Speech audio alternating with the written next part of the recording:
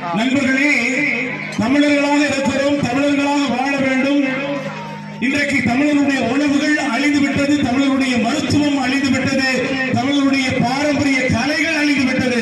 ஆகையால் நாம் அடுத்த தலைமுறையாக இருக்கக்கூடிய நமது அருமை செல்வங்களுக்கு தமிழருடைய கலைகள் இதுதான் என்பதை இந்த சமூகமானது இன்றைக்கு உணர்த்தி இருக்கிறார்கள். உண்மையிலேயே நான் பாராட்டுகிறேன், வணங்குகிறேன், வாழ்த்துகிறேன்.